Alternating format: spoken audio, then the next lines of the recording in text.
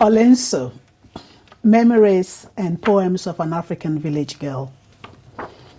This is my first collection of poems after I won an International Poetry Award in 1999. How time flies.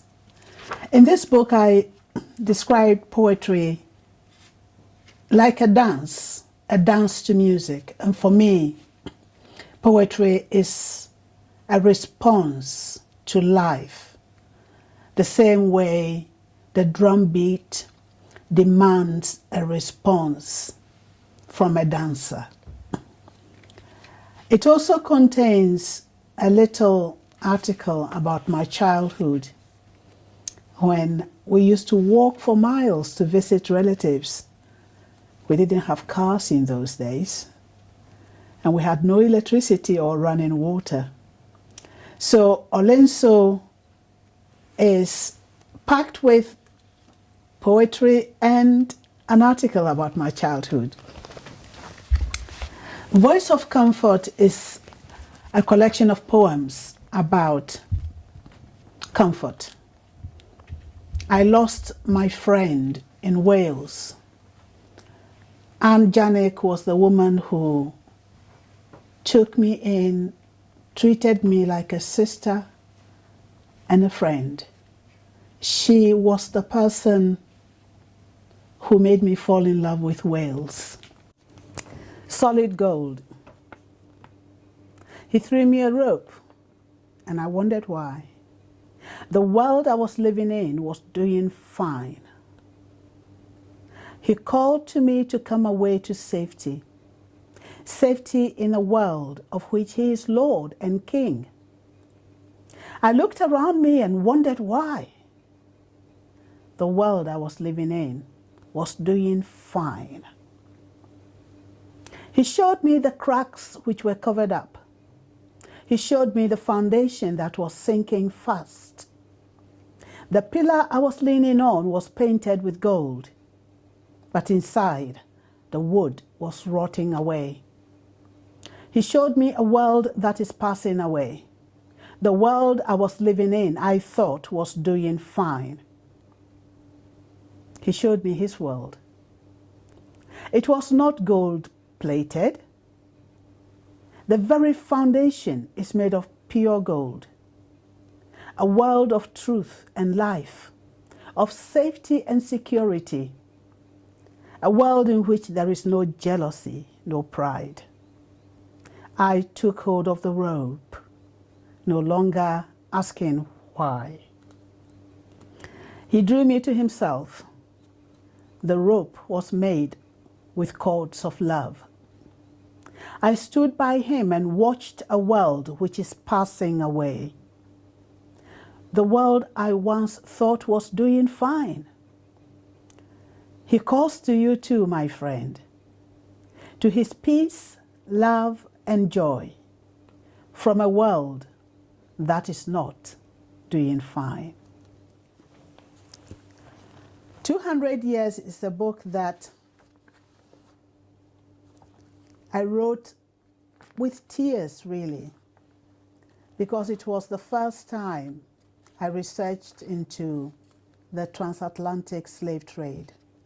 I knew bits about it, but that was all. In 2007, I was invited to write a drama, a play for children to act on the abolition of the slave trade. And it was in researching that I was inspired to write many of these poems here.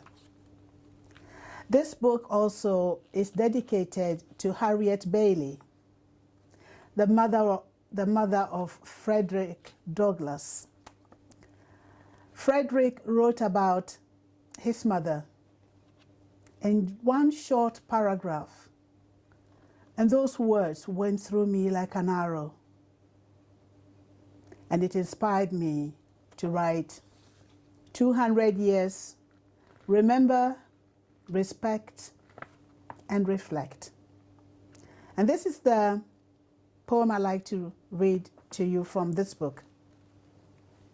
I've entitled it, Let Time Heal. It is painful, my child, the memory of the horror of rejection, betrayal, and the unspeakable cruelty I suffered. Yet I have rested from that, and I want you to rest. Look to the future with hope as you work hard to make something of yourself. Do not let the memory of what I suffered hinder your progress in any way. And as for those who will call you names, respond to them by your knowledge of what we did as slaves. Tell them, don't be ashamed. Tell them you descended from the slaves whose labor built great nations. And tell them that the profit made from slave labor is still building many nations. Stand tall. Do not be afraid of those who still want to treat you with disrespect. If they knew the meaning of respect, they would respect the fact that their nations would be nowhere near what they are today without the wealth gained through slave labor. Be proud of who you are, even if your ancestors were sold. The landscape of this world altered forever because of them. And now, let time heal your memory of the deep pain and anger you feel. For goodness sake, don't live like you are a nobody. You are my descendant. And that is 200 years. Last but not least is my little hint on the success of marriage. I have put together ancient hints learned from my village and put it into the ingredients of the wedding cake.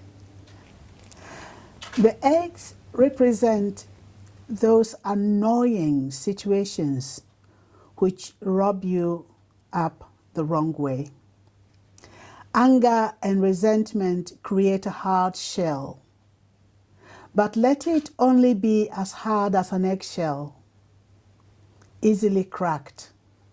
Allow the yolk and the egg white to be whisked together. Lose yourselves in each other. Your kisses for each other when you are upset and angry can diffuse any tense situation. And whatever you do, do not walk on eggshells. Be honest and truthful with each other.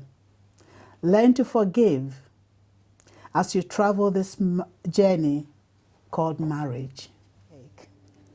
It's a beautiful book that gives meaning to every ingredient of the wedding cake. And it is the secret to a successful, happy marriage. Do you know what the flour stands for? Or the eggs, the butter and the sugar, the baking tin, the icing on the cake? You've got to read this. If you ever need a wedding present, this is the book.